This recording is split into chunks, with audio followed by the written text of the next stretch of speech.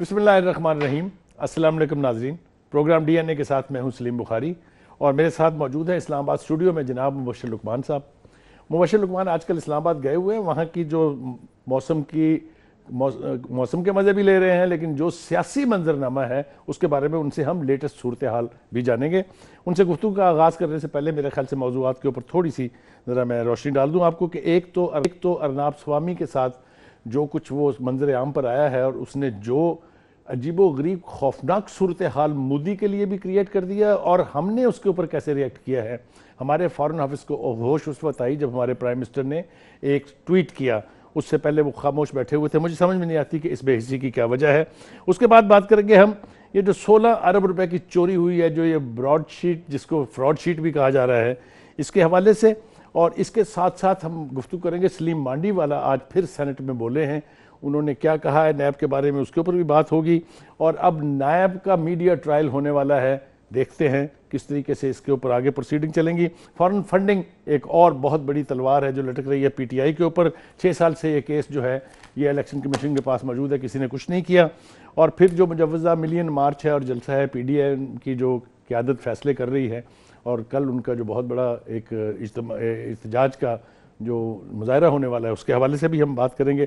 मुबशर, आप ज़रा सा बता दीजिए ये अर्नाब स्वामी के साथ जो कुछ हुआ है और हमने जिस तरह से इसके ऊपर रिएक्ट किया, क्या कहते हैं आप इस पर?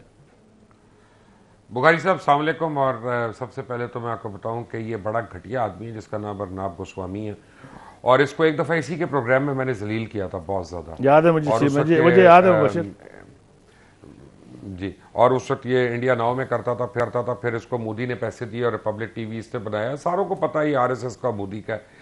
देखें, अब अर्नाब गोस्वामी की जो जितनी लीक हुई है ना पेजेस, उनके ऊपर 2-3 बड़े अहम सवाल उठते हैं। और माजरत के साथ प्राइम मिनिस्टर की ट्वीट और फॉरेन ऑफिस का मरासला भी अभी उसको कवर नहीं करता। सबसे पहले तो अर्नाब गोस्वामी की जो वो सारा आप देखें लीक कहाँ से हुआ।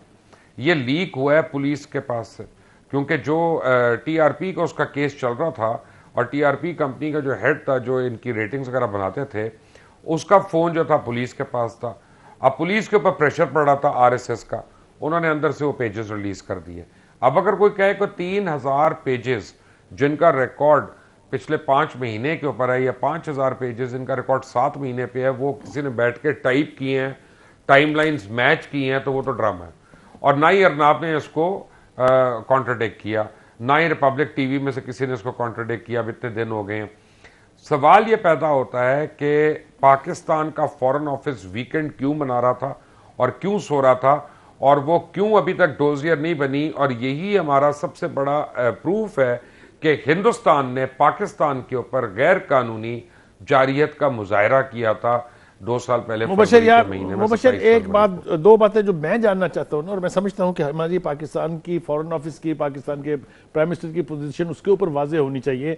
देखिए, पुलवामा का इल्ज़ाम हम पर लगा, पूरी दुनिया में हमें जलील करने की कोशिश की गई कि हम टेररिज्म को सपोर्ट करते हैं।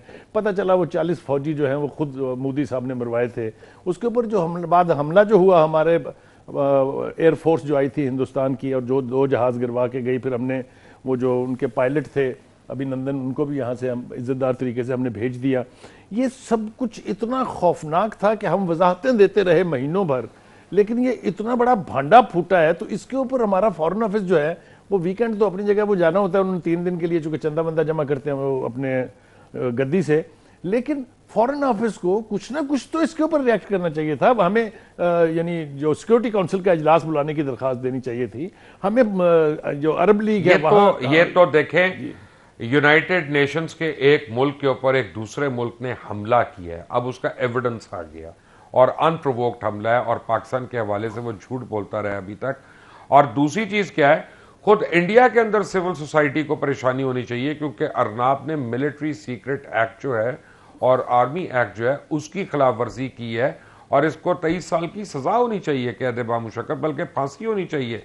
जो इंडियन पीनल कोड में, अब मुझे नहीं पता कि फांसी है कि सजाए कैद है, बट वो तो उनका मामला है, वो इसको एक्ट की भी वायलेशन, वो इसको देख लेंगे। नहीं, मैं आपको ये बता रहा हूं, मैं आपको ये बता रहा हूं, मैं आपको ये बता रहा हूं कि अर्नाब जो है 2 यूनाइटेड नेशंस के मेंबर्स के मुतल्लिक जंग करा सकता था, दो एटमी ताकतों के बीच में जंग हो सकती थी ये इस वजह से।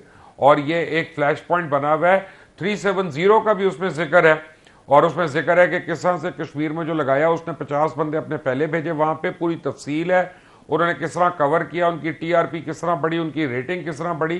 तो अब तो ये ड्रामा रहा ही नहीं है, अब तो ये खुद साख्ता हमला पुलवामा का, और उसके बाद ये ढोंग जो था कि पाकिस्तान में एक सर्जिकल स्ट्राइक करने का, हिंदुस्तान का मकरू चेहरा बेनकाब हो गया मेरे ख्याल है। से और अर्नब गोस्वामी जो है एक मनहूस आदमी है, मैं कहने दीजिए मुझे आप, ये मनहूस और मकरू आदमी है, जो पाकिस्तान और मुसलमान की दुश्मनी में वो किसी हद तक ये घटिया खबीस आदमी आगे निकल जाता है। इसके ऊपर नहीं हमें छोड़ना चाहिए, हमें सिक्योरिटी काउंसिल का इजलास बुलाना चाहिए। बिल्कुल ठीक आप कह रहे हैं मुबशर, लेकिन सूरत हाल ये है कि रॉ भी एक्सपोज हुआ है इस सारी गुफ्तगू के नतीजे में। रॉ मिलके दूसरी मुल्कों के साथ क्या कर रहे हैं, खासतौर से मेरा हवाला अफगानिस्तान के अंदर एनडीएस और मुसाद के साथ मिलकर जो स्पिन बोल्दक में वो सब कुछ कर रहे हैं, ये सारा कुछ क्या हम कैश नहीं कर सकते यार? हम जा नहीं सकते इंटरनेशनल फोरम्स के ऊपर जो भी हमारे पास मौजूद हैं? क्यों हमें नहीं जाना चाहिए OIC में कि वहां जाके हम कहें कि एक मुसलमान मुल्क के खिलाफ इतनी बड़ी साजिश हो रही है तो इसको कंडेम तो करें खुदा के लिए। मुझे तो हैरत है इस बात पर कि इतना बड़ा एक्सपोजर हुआ है। देखें बात यह है, इसके ऊपर तो मैं आपके साथ एग्री कर रहा हूं, क्योंकि जब से ये वाकया हुआ है मैं तब से तड़प रहा हूं कि फॉरेन वीकेंड मना रहा है, फॉरेन मिनिस्टर क्यों सोया हुआ है, प्राइम मिनिस्टर की ट्वीट का क्यों वेट कर रहे हैं, और प्राइम मिनिस्टर की ट्वीट जो है वो लेजिटिमेट नहीं है उन फोरम्स के ऊपर हमारे लिए, यानी रिप्रेजेंटेशन करने के लिए। वहां पे हमें डोजियर्स भेजने, हमें प्रूफ भेजने, एविडेंस भेजना है, और ये तो खुद इंडियन की अदालतों का और इंडियन महाराष्ट्र पुलिस की तफ्तीश के दौरान ये सब कुछ सामने आया है। अभी तक तो आज मंडे के दिन सुबह को पाकिस्तान के पूरी दुनिया में जितने सफारत खाने हैं उन सबको एक्टिव हो जाना चाहिए था, उन सबको अपना ये डोजियर्स जो है लेके देने चाहिए थे। हम लोग पता नहीं यहाँ पे अभी तक जो है ना वो एक दूसरे पे इल्जाम तराशी से बाज आएंगे, मैं आप पे इल्जाम लगाने से आप मेरे पे, तो फिर हम इस मुल्क का कुछ सोचेंगे ना, इस मुल्क का कुछ सोच ही नहीं रहा अभी। लेकिन मुबशर मैं आपको ईमानदारी से कहता हूं कि जिस तरीके से हमारा फॉरेन ऑफिस जो है वो बेहिस हुआ है, मुझे तो समझ में नहीं आती कि हम खड़े कहाँ हैं, ना किसी इंटरनेशनल फोरम पर। बुखारी साहब इनकी मजबूरी है, ये ना अंग्रेजी बोल बोल के अच्छा लगना चाहते हैं, जबकि इनको नहीं पता मुल्कों की कदर होती है, इज्जत होती है, तो इनकी भी इज्जत होगी।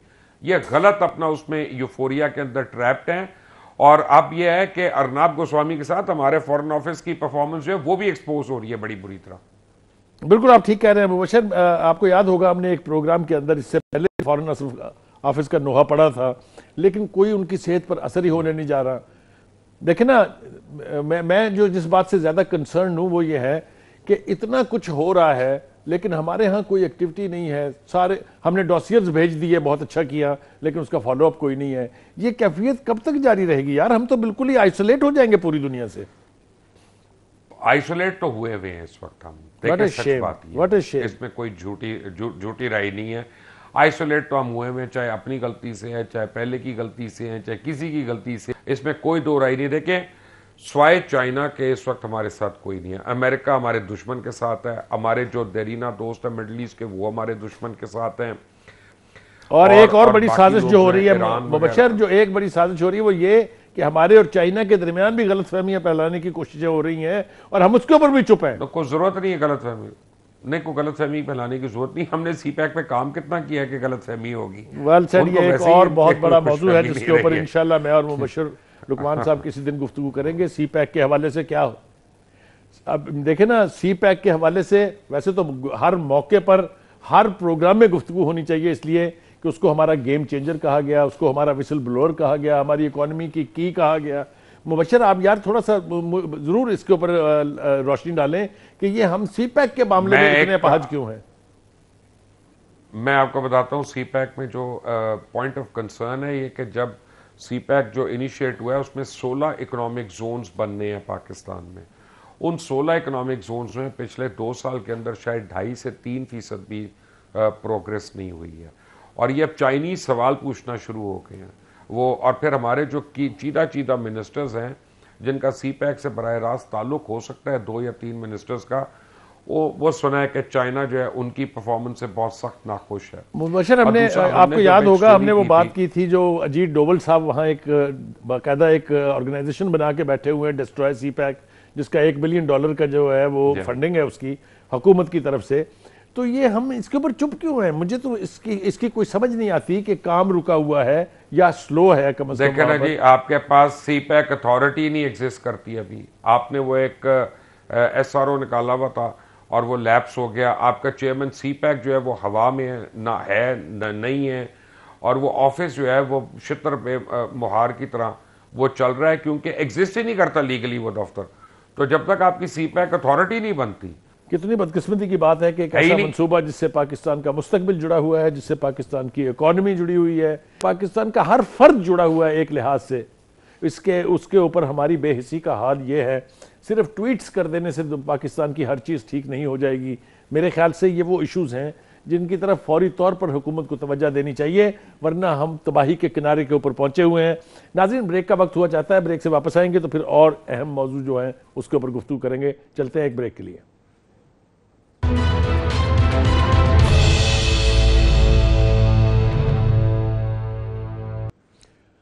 Welcome back after break.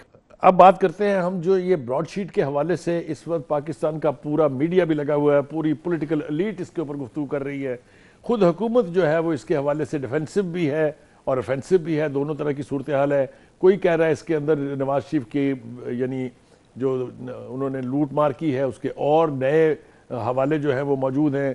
Opposition की तरफ से कहा जा रहा है कि जी ये इतना पैसा जो है, ये 1600 अरब रुपए की चोरी जो है, इसका कौन जिम्मेदार है, किसको दे दिया है। जो खुद ब्रॉडशीट के जो स्वामी साहब, जो मौसवी साहब हैं, उनके जो बयानात आ रहे हैं, जो उनके इंटरव्यूज़ आ रहे हैं, उससे तो ये पता चल रहा है कि जी बहुत खौफनाक किस्म की लूट मार हुई है। चाहे वो अपोजिशन की तरफ से के लोग जो हैं उसमें मुलव्वस हैं, चाहे वो हुकूमत के लोग हैं। अब वहाँ की जो बरतानवी अदालत का फैसला है वो ये कह रहा है कि जनाब एक जाली किस्म की जो ब्रॉडशीट कंपनी है उसको वो पैसे अदा किए गए हैं। शहजाद अकबर साहब ने ठोक दी एक लंबी चौड़ी प्रेस कॉन्फ्रेंस, लेकिन ये नहीं बताया कि वो पैसे किसको अदा हुए, कौन लोग थे वो। और फिर जो करप्शन के हवाले से वो बात कर रहे हैं वो सिर्फ शरीफ फैमिली का तो बता देते हैं, लेकिन बाकी जो जर्नलों के नाम हैं, जो दूसरों के नाम हैं, उसकी तरफ से वो थोड़ी सी खामोशी करनी खा जाते हैं वहां से। Mubashir, what's your take on it? देखिए बुखारी साहब, ये ब्रॉडशीट का जो मामला है ना, ये पूरे कौम के मुंह पे एक बदनुमा दाग है।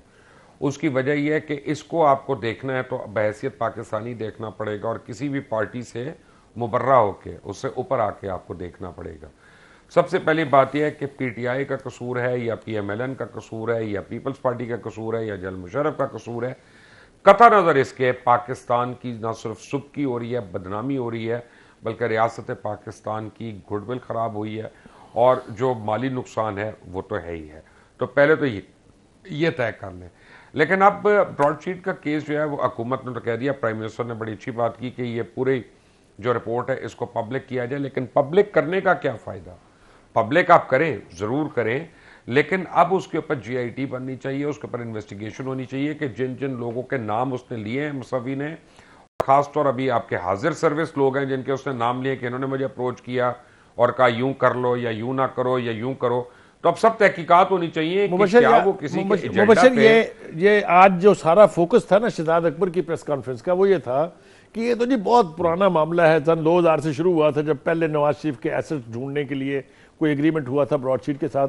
तो 2000 से लेके 2008-9 तक तो जनरल मुशर्रफ थे, उनको क्यों नहीं इसके अंदर मुलव्वस किया जा रहा कि उनसे भी कोई पूछगिछ की जाए या उनको भी कोई समन किया जाए कि भाई आप बताएं ये आपने किया क्या था? अगर जनरल मुशर्रफ बीमार हैं या नहीं है तो आप उनको जरूर करें, लेकिन जनरल अमजद तो है ना जो चेयरमैन नैब थे उस वक्त, और जिन्होंने एग्रीमेंट साइन किया था, फिर केसेस को ड्रॉप किया, जिन्होंने साइन किया था, तो आप वहां से शुरू हो सकते हैं। अहमर बिलाल सूफी हैं जिन्होंने उसको वेट किया जाके, इतने बड़े प्रोसिक्यूटर हैं, पर अभी हाजिर सर्विस जनरल्स के उसने नाम ले दिए पकड़ के कि इन्होंने मुझे अप्रोच किया, इन्होंने किया।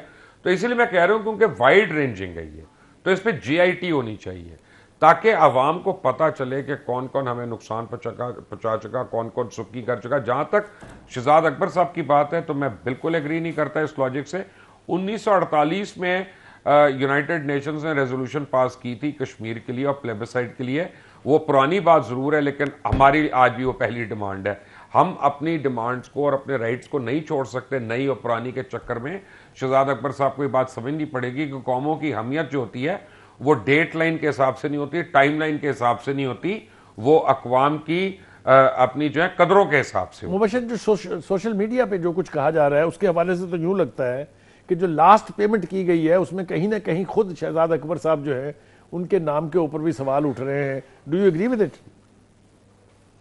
देखिए, मैं नहीं जानता शहजाद अकबर को, मैं पर्सनली जानता भी नहीं, लेकिन मैं आपको अपनी पर्सनैलिटी का फ्लॉ बता देता हूं जो मेरे में कमजोरी है, कि जो सूटकेस के साथ बाहर से पाकिस्तान आया होता है ना, पाकिस्तान का हमदर्द बनता है, मुझे उस पर एतबार नहीं आता, बड़ी मुश्किल से एतबार आता है। यहां पे रहने वाला जब आधी गवर्नमेंट सूटकेस वाली है, उसका क्या करेंगे? नहीं, मैं एडवाइजरों की और ऐसे पीएम्स का तो कह सकते हैं, गवर्नमेंट का नहीं।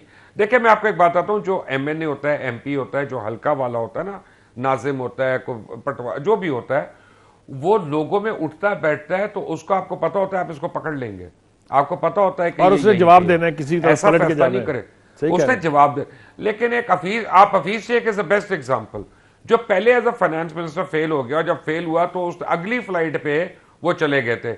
अभी हफीज शेख आपको पता है कहां रहते हैं? आपको पता है कहां रहते हैं? इस वक्त बड़ी इंपॉर्टेंट बात करने लगा हूं मैं।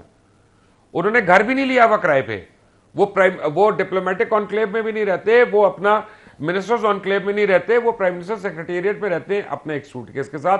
रोज रात को खाना वो अपनी तरफ से नहीं खाते, वो एक सहाफी के घर पे इस्लामाबाद में F6 में खाते हैं जाके, और उसके बाद यानी जिस वक्त को वाकया हुआ वो उसी तरह अपना टूथब्रश और टूथपेस्ट लेके और रेजर लेके वो निकल जाएंगे यहां से।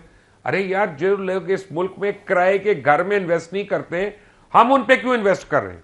मेरा ये एतराज है।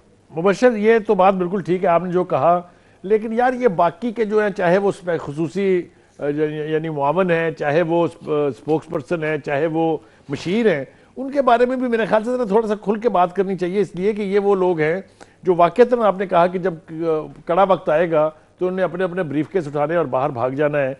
ये इनसे कोई तवक्को रखी जा रही है कि पाकिस्तान के मफाद में कभी ये कोई काम करेंगे? आपने रन डाउन में जरा आगे रखा हुआ है, लेकिन एक अगर आप इजाजत दें मैं सब्जेक्ट को पहले डिस्कस कर लूं जरा सा, क्योंकि मेरे पास उसकी पूरी खबर है। चले आ जाए। फॉरेन फंडिंग केस जो ईसीपी में हो रहा है, अब देखें, कल मौलाना फजलुर रहमान का धरना भी इलेक्शन कमीशन के बाहर हो रहा है। ये एक अलामती धरना है उनको प्रेशराइज करने के लिए कि 6 साल से जिस केस को ड्रैग कर रहे हो, इस केस में एक बड़ी अहम पेशरफ्त हुई है। मुझे आज इस्लामाबाद के हलकों ने बताया कि पीटीआई ने इलेक्शन कमीशन को जवाब लिखवा दिया कि हमने इंडिविजुअली किसी फॉरेनर से हमने फंडिंग नहीं ली, 2 कंपनियों को हमने एंगेज किया था जिन्होंने सारों की फंडिंग लेके जमा की और उन्होंने हमें भेज दी। सवाल ये पैदा होता है कि आपके जो ईसीपी के लॉज हैं उसमें यह भी गुंजाइश मौजूद नहीं है कि 2 कंपनियां लें।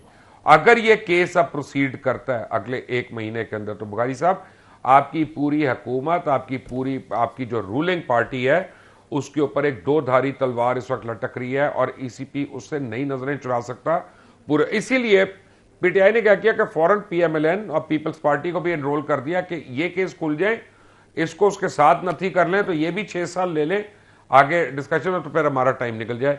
लेकिन अब इलेक्शन कमीशन के ऊपर मैंने आपको पहले दिन कहा था, मौलाना फजलुर रहमान पे नजर रखें। आप देखें, वो जीरक आदमी है, वो इस चीज के ऊपर पड़ गए और कल वो यही करने जा रहे हैं और यही वो यादाश्त जमा कराएंगे इलेक्शन कमिश्नर को। सवालिया निशान तो मुबशर इलेक्शन कमीशन के ऊपर भी बहुत है कि इतना फुल एंड फाइनल केस, इतना सॉलिड केस जो है उसको लेके 6 साल से उसके ऊपर अंडे दे रहे हैं। लेकिन अब बुखारी साहब, लेटेस्ट ये है कि उनके पास स्टेट बैंक ऑफ पाकिस्तान से भी कोई डॉक्यूमेंट्स आ गए, 1-2 और लोगों के भी आ गए। अब जुलाई कट ऑफ डेट है, क्योंकि जुलाई में 2 मेंबर्स जो हैं वो रिटायर हो रहे हैं और ये फैसला उससे पहले होना। इसका मतलब यह है कि जिस 2धारी तलवार का आपने तस्करा किया है वो तो अपनी जगह है, लेकिन फिर अपोजिशन के हाथ तो फिर ऐसी गर्दन आएगी पीटीआई की कि उससे फिर जान कैसे छूटेगी। मुझे ये समझ में नहीं आता कि अगर वो एजेंट्स के थ्रू था, चाहे वो दो कंपनियों के थ्रू था, अगर फंडिंग भारत और इजराइल से आई हुई है तो बचेंगे कैसे आप? मुझे तो समझ में नहीं आती इस बात। नहीं, आप भारत इजराइल को छोड़ दें, मक्के से भी आई है तो आप नहीं कर सकते। फॉरेन फंडिंग आपके इलेक्शन में नहीं आ सकती, एंड ऑफ स्टोरी। तो इसका मतलब तो ये हुआ Mubashar they are in for trouble. Is that what you are trying to say? That is what I am saying कि आपकी पूरी इस्लामाबाद का जो पूरा सिस्टम है दैट इज इन ट्रबल। मैं तो ये कह रहा हूं आपको, ये इस्लामाबाद की खबर है, इस वक्त गर्म है यहां पे। और ये अपना अब लोग क्या कर रहे हैं, उसकी जद में बाकी पार्टीज भी आ रही हैं। तो अगर सारा कुछ रैप अप होता है तो Bukhari sahab then your guess is as good as Mubashir, जो जहां तक तो डोनेशन ओवरसीज पाकिस्तानीज की तरफ से है उसका तो शायद कोई सेविंग ग्रेस होगी, लेकिन ये जो भारत से और इजराइल से आने की बातें हैं ये तो इतनी खौफनाक है अपने अंदर ही। मैं आपको एक बात बताता हूं। बात सेविंग ग्रेस की नहीं बुखारी साहब, बात आइन और कानून की। करेक्ट। कानून क्या कहता है आप देखें, सुप्रीम कोर्ट ने एक direction the election commission of Pakistan को, उनका कि सेनेट का इलेक्शन रूल्स ऑफ बिजनेस हमें बताओ। और इलेक्शन कमीशन ने सुप्रीम कोर्ट को यह बताया कि जी किसी रूल के तहत शो ऑफ हैंड नहीं हो सकता, आपको शो ऑफ हैंड करवाना है तो कानून बदल। लेकिन मुबशर ये सरकारी लोग, ये स्पोक्स पर्सन, ये मशीर हलक पाड़ पाड़ के जितना कहते रहे कि जनाब नहीं हो सकता है, जी कौन कहता है नहीं हो सकता है, ये तो एक एग्जीक्यूटिव ऑर्डर के तहत हो सकता है। ये गुफ्तगू तो अभी चलती रहेगी, इसलिए कि इसके ऊपर अभी चलें आपको मैं एक खबर और दे देता हूं बुखारी साहब, एक खबर और दे ब्रेक के लिए कह रहे हैं, अगर ब्रेक से वापस आके ना जी ना छोड़े, एक मिनट खबर ले ले जी, उनके पास भी खबर नहीं है। मैं आपको ये खबर दे रहा हूं कि अगले हफ्ते तक आपके पास खबर होगी, एक वफाकी वजीर सबसे पहले डिस्क्वालीफाई होने जा रहे हैं एसेट्स की वजह से जो डिक्लेयर नहीं किए। मैंने आपसे कहा था कि मुबशर इस्लामाबाद में है और इस्लामाबाद में अगर वो हों और फिर खबरें गर्मा गर्म आपको ना मिले, ये नहीं हो सकता। एक ब्रेक के लिए कहा जा रहा है, चलते हैं एक ब्रेक के लिए।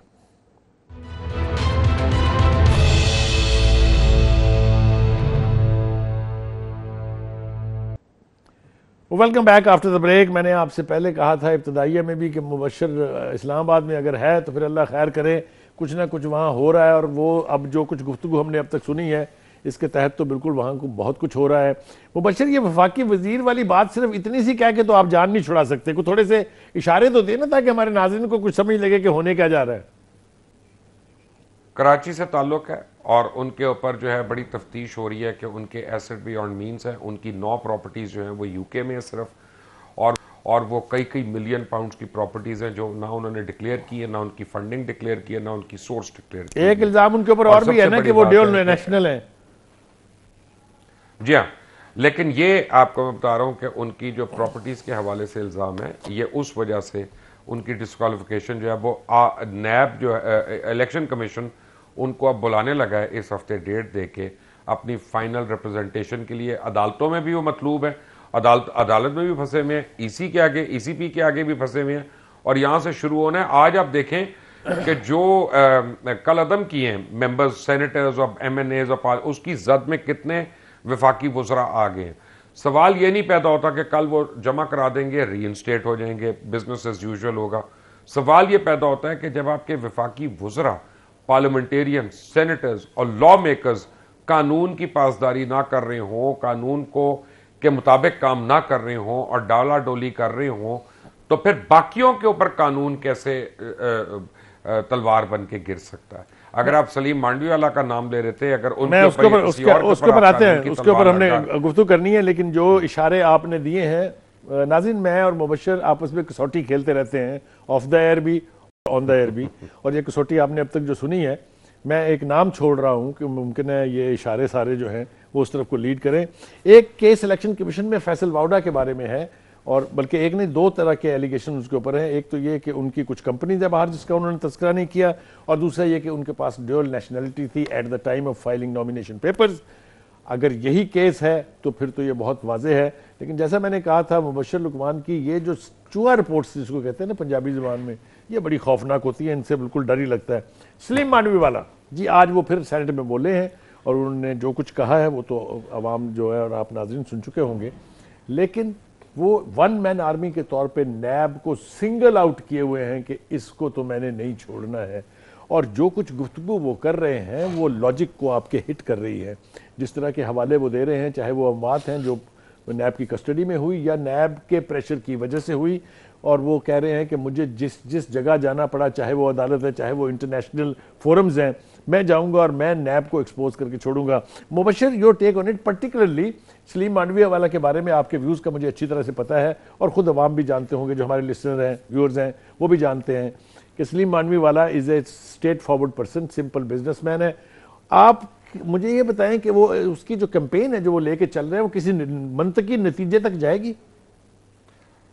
देखें, बात ये होती है कि एटलीस्ट कफन तो बांधा है ना एक आदमी ने, और यानी आप उसको उसका तो क्रेडिट देना और नंबर दें। अब सवाल यहाँ पे 3 सवाल हैं जो सलीम मांडवाला के ऊपर इल्जाम आते हैं। पहले कह रहे हैं कि आपने अपनी अथॉरिटी मिसयूज की, तो अब अथॉरिटी मिसयूज की और अगर वहां पे लोगों को दिया गया, क्या उनमें प्लॉट्स वगैरह की बात हो रही है, कोई भी रूल्स और रेगुलेशन जो है को वायलेशन हुई है नहीं हुई, तो फिर अथॉरिटी मिसयूज कैसे होगी? क्या वो कहते हैं जी आपकी फेक डॉक्यूमेंट्स है, फेक डॉक्यूमेंट्स है तो ऑन रिकॉर्ड ले आए कि फेक डॉक्यूमेंट कौन सी है, वो आप नहीं ला सके। फिर तीसरी चीज, सबसे बड़ी चीज, कि आपके पास सिंगल कंप्लेनेंट नहीं आया, कोई भी कंप्लेनेंट नहीं है कि जी मेरे साथ इन्होंने ज्यादती की या 2 नंबरी कर ली। आप खुद साख्ता जो है वो जज, ज्यूरी और एग्जीक्यूशनर बन के बैठ गए। तो सलीम मांडवाला का केस बहुत स्ट्रांग है, और अगर सलीम मांडवाला को रिलीफ मिल गया ना किसी भी तरह का आला अदालतों से, तो बुखारी साहब ये फिर नैब के लिए और नैब के गुण गाने वाले सब लोगों के लिए बहुत बड़ा टेस्ट केस हो जाएगा। एक और एस्पेक्ट इसका मुबशर जिसके ऊपर गुफ्तगू करनी चाहिए वो ये है कि हमने ये देखा कि चीफ ऑफ आर्मी स्टाफ तक को अगर पार्लियामेंट ने समझ किया है तो उन्होंने आके नेशनल सिक्योरिटी के ऊपर ब्रीफिंग दी है, और जो दूसरी हमारी स्टैंडिंग कमेटीज होती हैं, कायमा कमेटीज, उनमें भी आके उन्होंने गुफ्तगू की है। ये चेयरमैन साहब आसमान से उतरे हुए हैं कि इनको वो इतनी दफ़ा बुला चुके हैं, खुद वो समन भी कर चुके हैं, खुद वहाँ की जो सेनेट की कायमा कमेटीज़ हैं उन्होंने बुलाया उसको, लेकिन वो मसूफ जो हैं टस से मस नहीं हो रहे। ये क्या स्पेशल प्रिविलेज है उनके पास, ज़रा थोड़ा सा ये तो नाज़रीन को बता दें। असल में बात यह है कि जब आपकी फाइलें अगर बनी हो और मेरी फाइलें बनी हो तो हम भी चुप करके रहेंगे, हम भी ज़्यादा जोर नहीं डालेंगे। आपके बहुत से पार्लियामेंटेरियंस हैं जो उनसे सुलह करना चाहते हैं, दोस्ती करना चाहते हैं, अच्छे ताल्लुकात करना चाहते हैं, वो बैड बुक्स में नहीं आना चाहते, तो वो उसका नहीं करे। यही बात है कि अगर 153 लोगों का नाम आ गया कि उन्होंने अपने गोशवारे तक जमा नहीं कराए और इलेक्शन कमीशन को उनको रिस्ट्रेन करना पड़ रहा है सेनेट में और पार्लियामेंट्स में जाने के लिए, और वो फिर भी जा रही हैं, कोई रोकने वाला नहीं, कोई टोकने वाला नहीं, तो इसका मतलब है ना कि कहीं ऊपर हो रही है, गुट जोड़ हो रहा है। सारे मिला के तो ये 150 के करीब बनते हैं एमपीज जिनको उन्होंने सस्पेंड किया, जिनकी 154 और जिसमें सेनेटर भी हैं, और अब बात यह है कि मिनिस्टर भी है, आपको आना पड़ेगा, इसमें मिनिस्टर भी हैं जी जी जी, कई हैं, वफाकी वजीर हैं। लेकिन मुबशर यार फिर वो बात अपनी जगह कायम है कि सलीम मांडवीवाला जिस तरफ इशारे कर रहे हैं कि इस नैब को इंस्ट्रूमेंट के तौर पे हुकूमत इस्तेमाल कर रही है अपने सियासी मुखालफिन के बारे में, उसके हवाले से भी मेरे ख्याल से अगर आप इसका प्योरली अनबायस्ड एनालिसिस करें तो आपको ये बात तो मेरा नहीं ख्याल, मेरा ये ख्याल है, जुमला बोल मैं जुमला बोल रहा हूँ, ये कहना चाह रहा हूँ कि ये इल्ज़ाम जो है इसमें बहुत जान है, क्योंकि हुकूमत की तरफ के लोग जो इस मर्जी बैकग्राउंड के हों, जितने मर्जी खौफनाक इल्ज़ाम हो, वो तो कोई नहीं जा रहा 90 दिन के लिए जेल या साल 1.5 साल। असल में प्रॉब्लम ये है, नहीं गए हैं बुखारी साहब, बड़े लोग गए हैं, हुकूमत के लोग, सर्विंग मिनिस्टर्स गए और नैब के अंदर रहे हैं और बड़ी बड़ी देर रहे हैं और इसी हुकूमत में, लेकिन हैविंग सेड दैट, यही वो वजह है कि नैब के ऊपर कानून साजी जो है वो इम्पॉर्टेंट थी कि ये शुतरे पे मुहार ना हो, फ्रैंकनस्टाइन जो है ना बन जाए जो हर चीज़ को खाना शुरू हो जाए। तो अगर ये ऑपोजिशन जो है वज़ीर आज़म की कॉल पे बैठ जाए और नैब के ऑर्डिनेंस में तरामीम कर ले, उसकी प्रोसिक्यूशन में तरामीम कर ले, तो आपको और मुझे और किसी को इसके ऊपर कंप्लेन करने का मौका नहीं मिलेगा। जब हम अनचेक्ड अथॉरिटी दे देते हैं किसी को भी, माशरे में किसी को भी आप अनचेक्ड अथॉरिटी देंगे तो वो हमेशा अब्यूज ऑफ पावर, लेकिन मुबशर और उसमें राइट और रॉन्ग नहीं होता। एक कोशिश हुई थी, अगर आपको याद हो, इसके ऊपर जो 2 इजलास 3 हुए थे, उसके अंदर वो जो 11 कागज लेके जो अब लहराए जा रहे हैं, जो फारूक नाइक के नोट्स थे, और कहा जा रहा है जी एनआरओ मांग रहे हैं, जब ये क्रेडिबिलिटी होगी कायमा कमेटी की प्रोसीडिंग्स की, which are suppose to be secret and are not public documents, तो फिर कौन बैठेगा उनके साथ, मुझे बताएं। तो वो सीक्रेट छोड़े, सीक्रेट तो प्राइम मिनिस्टर हाउस में सीक्रेट नहीं रहा, डॉन ने लीक कर दिया, सिरिल अलमेडा ने सब कुछ लिख दिया, क्या बातें करें बुखारी साहब, कौन सी सीक्रेट, आप कायमा कमेटी की सीक्रेट की बात करें, आपके तो पीएम हाउस की सीक्रेसी आप लोगों ने मेंटेन नहीं की। आप ये कह रहे हैं कि अगर वायलेशन हुई है तो उसको कानून बना दें, उसको रसूल बना दें कि ये तो होना ही होना है।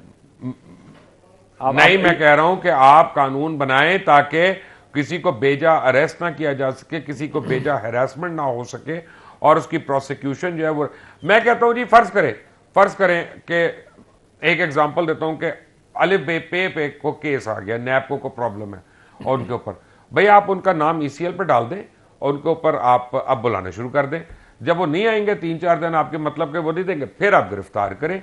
लेकिन आप अगले को यार अपना मौका तो देना कि वो, अब आप मेरे दफ्तर से सारा सामान भी उठा के ले गए, कंप्यूटर भी उठा के ले गए, मुझे भी उठा के ले गए, आप मुझे कह रहे हैं फलां कागज दो और फलां कागज दो, कहां से देगा बंदा, बताइए मुझे। लेकिन मुबशर तो ये जो भी अब कुछ नॉर्मल भी बात किया है है ना। नैब ने अब तक, उसकी मुझे बता दें कोई क्रेडिबिलिटी उसकी है? हर केस के ऊपर जूत पड़ रहे हैं उनको, चाहे वो हाई कोर्ट है चाहे वो सुप्रीम कोर्ट है। जो जो रिमार्क्स उनके बारे में पास हो रहे हैं वो आपने कहा ठीक है, मुझे अच्छी तरह याद है कि उनके पास प्रोसिक्यूशन का जो है ट्रेंड स्टाफ नहीं है। बाबत फिर ये किसने रखना है? अगर ये नहीं है उनके पास दोबारा करें उसको नैब को, और अगर नैब ने काम करना तो उनको दें। कानूनी तौर पे वो खुद से रख नहीं सकते, ये आपकी कानून साजी होनी है इसमें। लेकिन जहां तक आप बात कर रहे हैं कि उनकी परफॉर्मेंस का, तो मेरे पास तो उसका कोई जवाब नहीं है।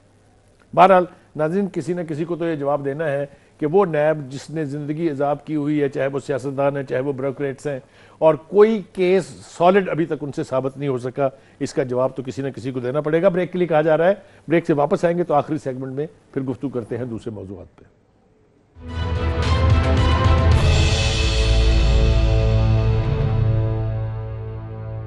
वेलकम बैक नाज़रीन। मुबशर, जो पीडीएम का जो मामला है उसके ऊपर भी गुफ्तगू बहुत ज़रूरी है, इसलिए कि एक तो जो उनका इलेक्शन कमीशन के बाहर मुजाहरा होने जा रहा है वो तो अपनी जगह है, लेकिन जो आज के इस स्टीयरिंग कमेटी के इजलास के बाद मौलाना फजलुर रहमान साहब ने जो लिस्ट किए हैं पूरे एक्शन जो पीडीएम करने जा रही है, उनके बारे में आपकी राय एक तो मुझे चाहिए, मुझे क्या नाज़रीन को बताइए कि आप कैसे फील करते हैं। दूसरा ये कि एक ख्याल था शायद कि उनको रोक दिया जाएगा, लेकिन वो शेख रशीद साहब की आज की जो प्रेस कॉन्फ्रेंस है उसमें वो कह रहे हैं कि नहीं जनाब, उनको हम खुली छुट्टी दे रहे हैं कि आप आ जाइए, यहाँ पर तोड़ फोड़ ना करें तो हमें कोई एतराज़ नहीं है। आप समझते हैं कि जो इलेक्शन कमीशन के ऊपर इस वक्त चढ़ाई है, इसका कोई जो बेयरिंग है वो जो यानी फॉरेन फंडिंग का केस है उसके ऊपर होगी इसकी? बुखारी साहब, इसके 2 या 3 रीजंस हैं, और उसका वो रीज़न नहीं है जो आम तासुर मिल रहा है। सबसे पहले जो है, मौलाना फ्लेक्स कर रहे हैं अपने मसल्स, और वो कभी आप देखें पेशावर मोड़ पे बुलाते हैं, कभी इलेक्शन कमीशन के बाहर बुलाते हैं, कभी बन्नू पे बुलाते हैं, कभी वो कहते हैं पिंडी में। हम देखते हैं मौलाना ये देख रहे हैं कि शॉर्ट नोटिस में कौन कौन सी जगहों पे कितना कितना अपना प्रोटेस्टर जो है उसको इकट्ठा कर सकते हैं। तो कल जब मैं प्रोटेस्टर को देखूंगा तो मैं ये देख रहा हूँगा कि उसकी तादाद क्या है, क्योंकि मेरे लिए वो किसी और तरीके से सिग्निफिकेंट है। एक बात आप याद रखिएगा कि शेख रशीद रोक नहीं सकते थे। मैं रीज़न आपको बता देता हूँ। रीज़न यह है कि तकरीबन 72,000 स्टूडेंट्स हैं इस्लामाबाद के अंदर, डिफरेंट मदारिस के जो देवबंदी मदारिस हैं, 72,000 स्टूडेंट्स हैं 68 से लेके 72 तक। आपकी पूरी इस्लामाबाद की पुलिस जो है उसकी स्ट्रेंथ है 6,000। अगर आप बाहर से एफसी भी बुला लेते हैं वो 10 से 11,000 होती है। देयर इज नो वे कि आप उनसे कॉन्फ्रंटेशन तो कर सकते हैं, लेकिन फिर वो बड़ी लंबी होगी। तो शेख साहब ने अकलमंदी की बात की है, जीरक आदमी है। मगर मौलाना जो है वो एक तो अपनी अभी भी शेख रशीद साहब एक टेढ़ी बात कर रहे हैं। वो कह रहे हैं कि हम इजाजत नहीं देंगे कि मदरसों के तलबा को लेके आए मौलाना गाड़ियों में भर के। उससे फर्क नहीं पड़ता। एक तो बात यह है कि जो 18 साल का उसको आप रोक नहीं सकते। अगर 18 साल से कम है तो उसको आप जरूर रोक सकते हैं। वो उतना स्क्रीन करने की इजाजत है। लेकिन रोकने का मैकेनिज्म क्या होगा? मौलाना फजलुर रहमान, देखिए वो मुझे नहीं पता, मेरा नहीं ख्याल कि आप ये बातें हैं ये रोक नहीं सकते। मैं आपको ये भी लिख कर दे रहा हूँ, कोई ऐसी बात नहीं। आपने जिसको भिजवाना है मुझे बताइएगा, मैं कल खुद लेके चला जाऊंगा। बात यह है कि शेख रशीद को पता है और मौलाना फजलुर रहमान को पता है कि जब वो ईसीपी में जाके यादाश्त देते हैं कि तुम 6 साल से एक केस पे बैठे हुए हो और तुम इसको आगे नहीं कर रहे, और उसको वो बात कराएंगे, वो बताएंगे कि 6 साल से कितनी पिटीशन जो हैं इस पार्टी की कितनी कोर्ट्स में जाके डिसफंक्शनल हो गई हैं और रिबटल हो गया उनका, तुम अभी तक क्यों नहीं कर रहे। तो मैं कहता हूँ मौलाना की जो स्ट्रीट पार है उसका एक खौफ है। ये मेंबरान और ये चीफ इलेक्शन कमीशन जो है ना, उनकी कारकर्दगी में बड़ा फर्क भी पड़ सकता है। इसको अंडर एस्टिमेट ना करिएगा। मैं पहले दिन से कह रहा हूँ कि मौलाना फजलुर रहमान पे नजर रखें। He is the yardstick, he is a thermometer for politics. मगर मुबशर वो नजर रखने के लिए तैयार नहीं है। इमरान खान साहब को जो उसके एडवाइजर और उनके मशीर हैं वो ये कहते हैं कि कुछ नहीं होने वाला जी, वट मौलाना फजलुर रहमान, कुछ नहीं होगा इससे। लेकिन खतरा जो है वो उनके करीब तर पहुंचता जा रहा है प्राइम मिनिस्टर के। जो ये इन्होंने लिस्ट किया फ्यूचर प्लान के कहाँ कहाँ जलसे होंगे, कहाँ कहाँ बिल्डअप होगा और उसके बाद इस्लामाबाद की तरफ का रुख होगा, उससे आपका ख्याल है कि हुकूमत के ऊपर मजीद कोई प्रेशर पड़ेगा उससे, या आप समझते हैं कि कुछ नहीं होने वाला, जी देखी जाएगी, जब आएंगे तो देख लेंगे?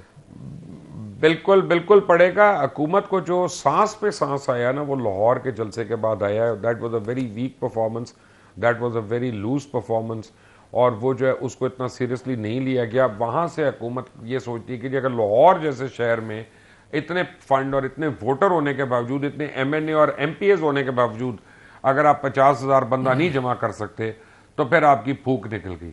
लेकिन मैं आपको बता रहा हूँ कि ये मौलाना फजल रहमान को पता है कि उन्होंने बिल्डअप कैसे करना है, किस तरह से करना है। दूसरा, मौलाना फजल रहमान ने रिकंसिलिएशन का वो रास्ता बंद कर दिया है। जहां पे वो पिज्जा खाने जाना था या उन्होंने चाय के लिए बुलाए जाना था, वो रिकंसाइल करना नहीं चाह रहे। मेरी इत्तला ये है कि उन्होंने तमाम यानी जो एफर्ट्स है ना उनको अप्रोच करने के, उनको सर्वर कर दिया है। तो मौलाना फजल रहमान, मेरा ख्याल ये है मुबशर, ये मेरा जाती इंटरप्रिटेशन है सूरत हाल की, मेरे ख्याल से इमरान खान साहब और उनके सारी कंपनी जो है वो ये सोच रही है कि अगर मौलाना फजल रहमान थोड़ा सा डिफिकल्ट साबित होंगे तो फौज उनके तहफ़्फ़ुज़ के लिए फौरी तौर पे आ जाएगी। मुझे नहीं लगता कि ऐसा होने वाला। मैं दो बातें आपसे और पूछना चाहता हूँ। एक तो ये है कि ये शेख रशीद हों, चाहे फिरदौस आशिकवान हो, चाहे चौहान साहब हों, चाहे शिबली फराज हों, वो सब कह रहे हैं मौलाना आएंगे तो हम उनको हलवा खिलाएंगे। आपका नहीं ख्याल कि वो अगर आ गए वहां पर जिस तरह से उनका प्लान है तो वो लोहे के चने साबित होंगे खुद हुकूमत के लिए? नहीं, देखे मैं तो ऐसे एग्री नहीं करता। उनको रिस्पेक्ट तो देनी बनती है, और कुछ नहीं तो उनके उम्र का और उनके रुतबे का और उनके ओहदे की वजह से उनकी इज्जत। तो ये आप समझाते क्यों नहीं यार? ये पीटीआई के अपने दोस्तों को समझाते क्यों नहीं है आप? देखे मैं सारों को मैं एक ही बात कहता हूँ, मैं दोनों साइडों पे मैं कहता हूँ, दोनों साइडों पे दोस्त है मेरे। प्रॉब्लम एक और है, हु लूजेस, जिसके पास कुछ होता है लूज करने के लिए। मौलाना के पास लूज करने को कुछ है ही नहीं, हुकूमत के पास सब कुछ है लूज करने का। अगर मामला कन्फ्रंटेशन तक आता है और आप समझे मुठभीड़ तक आता है, कोई तकरार तक आता है, तो whether it is this much और this much, only the government loses. Mubashar यार, हमें एक तजर्बा तो है मौलाना के इस्लामाबाद में आके धरना देने का, और आपको याद है मौसम की तबाहकारियां उस वक्त भी इसी तरह की थी, लेकिन उनके साथ जो लोग आए थे उनमें से एक आदमी ने अपनी ज़मीन पैरों की नहीं छोड़ी और वो डटे रहे वहाँ। अगर मौलाना आ ही गए इस्लामाबाद में और उन्होंने धरना दे ही दिया तो फिर जान कैसे छूटेगी आपकी हुकूमत की? That is not the point. The point is कि जी मुझे धरने का बड़ा तजुर्बा है। मैं माजरत के साथ मैं कह सकता हूँ कि मुझे धरना करना आता है। मौलाना जो है ना वो उतना लंबा धरना नहीं कर सकते, उसकी बड़ी रीजंस हैं, मैं उनमें नहीं जा रहा। लेकिन जो हो सकता है ना वो ये है कि ये कंट्रोल में अगर ना रहा, अगर वहाँ पे कोई मारा मारी हो गई, लड़ाई हो गई, तो फिर ये पूरे मुल्क में फैल सकता है, खुदा न खास्ता। अब मुझे पता चला मुबशर, जो आपने तजर्बे की बात की है कि आपको धरनों का बड़ा तजर्बा है, वो 126 दिन के धरने मेरा ख्याल है उसकी प्लानिंग के पीछे भी आप ही थे। प्लानिंग के पीछे तो नहीं था, लेकिन डे टू डे में तो था, उसमें तो कोई इतराज नहीं मुझे। लेकिन आप समझते हैं, मेरा ख्याल ये है, आपको मेरे साथ यहाँ भी एग्री करना पड़ेगा कि अगर नौबत यहाँ तक पहुंची कि मौलाना अपने स्टूडेंट्स कह लीजिए, उनके वर्कर्स कह लीजिए, और अगर पीपल्स पार्टी और नून लीग ने उनका साथ दिया, बुखारी साहब नहीं कर सकते। मैं आपको रीजन बताता हूँ, मैं आपको रीजन बता देता हूँ। आप याद करें कि जब इस्लामाबाद पहुंचा है धरना लाहौर से, यानी उनका जुलूस पहुंचा है PTI का और अवामी तहरीक का, तो इमरान खान ने, जावेद हाशमी ने, सारों ने तकरीरें की। उस बाद इमरान खान ने कहा चलें जी घर जाए, कल शाम को मिलेंगे यहाँ पे। और वो कई महीने ये रोज़ होता रहा। किसी में इतना दम नहीं है, किसी के इस वोटर्स और सपोर्टर्स में इतना दम नहीं है कि रोज़ जाएं और रोज़ आएँ, रोज़ जाएं और रोज़ आएँ। इसीलिए ताहिरुल कादरी साहब जो थे, उनके लोग जो थे वो बैठे रहे थे यहाँ पे, क्योंकि उनको रोज़ भेज के रोज़ नहीं बुला सकते थे। सो मौलाना के लिए सीरियस इश्यूज़ हैं 10-15 दिन से ज़्यादा का धरना देना, और ये इमरान को पता है। माई कंसर्न इज कि अगर कोई law and order situation create हो जाती है, और वो भी इस्लामाबाद में, then it is international news, it is non controllable. लेकिन इमरान खान साहब को साथ ही साथ ये भी पता होना चाहिए कि अगर उन्होंने पॉलिटिकली एंगेज करने की आखिरी कोशिश भी ना की और ये लोग बिल आखिर इस्लामाबाद पहुंच गए, तो लॉ एंड ऑर्डर की सूरत हाल को यकीनी बनाना बहुत मुश्किल हो जाएगा। इसलिए कि एक फ्लैश पॉइंट चाहिए इस किस्म के क्राउड को तबाह करने के लिए, और तबाही जो है वो फैलेगी, उसके जिम्मेदार कौन होगा ये तो वक्त तय करेगा। प्रोग्राम का वक्त खत्म हो रहा है। कल इंशाल्लाह मुबशर लुकमान साहब मेरे साथ यहाँ मौजूद होंगे। कल तक के लिए इजाज़त दीजिए। अल्लाह हाफिज़।